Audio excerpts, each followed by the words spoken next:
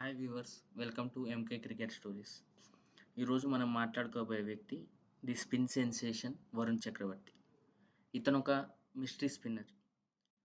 ఒక finger spinner అనో, left arm orthodox అనో లేదా రిస్ట్ స్పిన్నర్ అనో చెప్పలేము. వరుణ్ బోత్ సైడ్స్ స్పిన్ చేయగలడు. అలాగే తనకున్న వేరియేషన్స్తో బ్యాట్స్మెన్ ఇబ్బంది పెట్టగలడు. ఈరోజు అతని గురించి మాట్లాడుకునే సందర్భం రావడానికి కారణం రీసెంట్ ఓడిఐ సిరీస్కి ఇంగ్లాండ్తో జరిగే దాంట్లో తనని కన్సిడర్ చేసి సెలెక్ట్ చేశారు. సెకండ్ ఓడిఐలో ఆడించడం కూడా జరిగింది.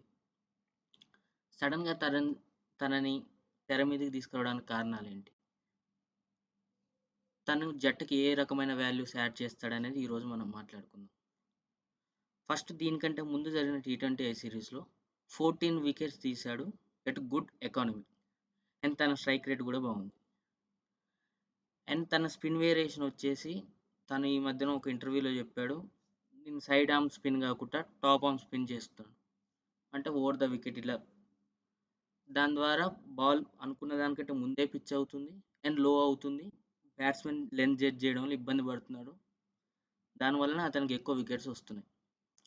ఇది T20I వరకు ఓకే, ఎందుకంటే T20Iలో 4 ఓవర్సే ఉంటాయి. బ్యాట్స్మెన్ మిడిల్ ఓవర్స్లో అటాక్ చేస్తారు, రన్స్ రావాలి కాబట్టి ఎక్స్ట్రా బిట్ ఆఫ్ రిస్క్ తీసుకునే సందర్భంలో వికెట్లు వస్తున్నాయి. సేమ్ ఇది ఓడిఐలో రిపీట్ చేయగలుగుతాడా, దాని గురించి మాట్లాడుకుందాం. ప్రస్తుతం జరుగుతున్న సెకండ్ ఓడిఐలో సిరీస్లో తనని ఒక మ్యాచ్లో ఆడిచ్చారు. సెకండ్ ఓడిఐలో తను ఒక వికెట్ తీశాడు అండ్ నియర్లీ 60 రన్స్ ఇచ్చాడు 10 ఓవర్స్లో, అంటే 6 ఎకానమీ అని చూసుకుంటే. ఓడిఐలో మిడిల్ ఓవర్స్లో అంత రిస్క్ తీసుకునే ప్రమాదం లేదు. బ్యాట్స్మెన్ ఏదో ఒక బౌలర్ కాబట్టి ప్లేఅవుట్ చేసేయచ్చు, అతను ఒక్కనే జాగ్రత్తగా ఆడి మిగతా వాళ్ళ మీద అటాక్ చేయొచ్చు. సో అతను అంత ప్రెషర్ పెట్టగలడా, ఫస్ట్ 10 ఓవర్లు వేయగలడా, వేసిన ఇతను దాంట్లో రిస్క్ తీసుకోవడానికి బ్యాట్స్మెన్లు ఎంత ఆలోచిస్తారు. అండ్ ఇప్పుడు ఒకవేళ ఛాంపియన్స్ ట్రోఫీకి సెలెక్ట్ చేసిన ఎవరి ప్లేస్లో సెలెక్ట్ చేస్తారు, ఎవరి ప్లేస్లో ఆడతాడు. ఆల్రెడీ మనకు జడేజా, అక్షర్, సుందర్, కుల్దీప్ నలుగురు బౌలర్లు ఉన్నారు, వాళ్ళు స్పిన్నర్స్ ఛాంపియన్స్ ట్రోఫీలో. ఒకళ్ళు ఇతన్ని తీసుకొస్తే ఎవరిని తీసేస్తారు. అక్షర్ బెటర్ బ్యాటర్, అతను తీసేయరు. జడేజా ఇప్పుడు జరుగుతున్న ఓడిఐ సిరీస్లో బాగా ఆడుతున్నాడు, అతన్ని తీసేయరు.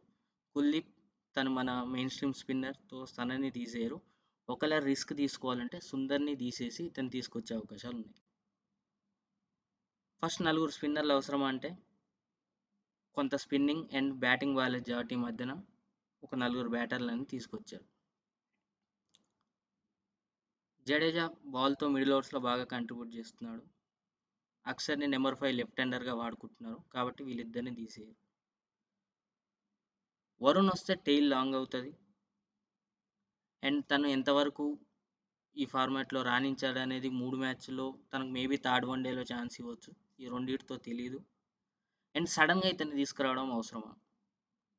మీకు ఒక మెయిన్ స్ట్రీమ్ స్పిన్నర్లు ఉన్నాక, ఒక టీంతో అనుకున్నాక సెలక్షన్ అప్పుడు ఏం చేశారు మరి, అనవసరంగా ఒక అతన్ని తీసుకొచ్చి వేరే వాళ్ళ మీద ప్రెషర్ పెట్టడం తప్ప. ఇప్పుడు ఇతన్ని తీసుకొచ్చి వేరే వాళ్ళు ఆడుతున్నా వాళ్ళ మీద ఒక ప్రెషర్ ఉంటుంది ఏంటంటే, నేను పర్ఫామ్ చేయకపోతే నన్ను రిప్లేస్ చేయడానికి వరుణ్ ఉన్నాడని.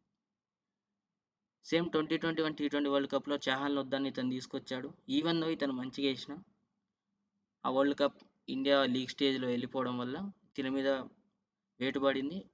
2.5 years జట్టుకు దూరంగా ఉన్నాడు. గంభీర్ వచ్చాక తీసుకొచ్చాడు, because he seen from the KKR academy. ఇప్పుడు సడన్గా తను ఛాంపియన్స్ ట్రోఫీలో ఇంక్లూడ్ చేసి ఎక్కడ ఏదో జరిగి లేదా మనోళ్ళు సరిగా ఆడక తను పర్ఫామ్ చేయక తన ఓడిఐ కెరీర్వే ప్రమాదంలో పడే అవకాశం ఉంది. ఒకవేళ లేదు బుమ్రా ఫిట్గా లేడని వరుణ్ చక్రవర్తిని తీసుకొచ్చిన బుమ్రా ప్లేస్లో, అక్కడ మీకు ఉన్నది షమి. అతను ఎంతవరకు ఫిట్ ఉన్నాడో, 10 ఓవర్లు వేయగలుగుతాడో లేదా ఇంకా తెలియడు. 10 ఓవర్లు వేసిన తను ఎంతవరకు పర్ఫామ్ చేస్తాడనేది తెలియదు. అండ్ హర్షదీప్ థర్డ్ సీమర్గా హార్దిక్ పాండ్యాని పెట్టుకుని ఆడగలుగుతారు 5 మ్యాచ్లు. ఇప్పుడు IL T20 జరుగుతుంది, అయిపోయింది. సో దుబాయ్లో పిచ్చెస్ స్పిన్కి అనుకూలించే అవకాశం ఉంటాయి, కానీ ఇంతమంది స్పిన్నర్లు అవసరం లేదు కదా, 5. అండ్ సడన్గా ఇప్పుడు మనకు కుల్దీప్ ఇంజనీర్ నుంచి వస్తున్నారు, అతనికి మ్యాచ్ టైం ఎక్కువ, అతనికి రెస్ట్ ఇచ్చి వరుణ ఆడిపించాల్సిన అవసరం లేదు.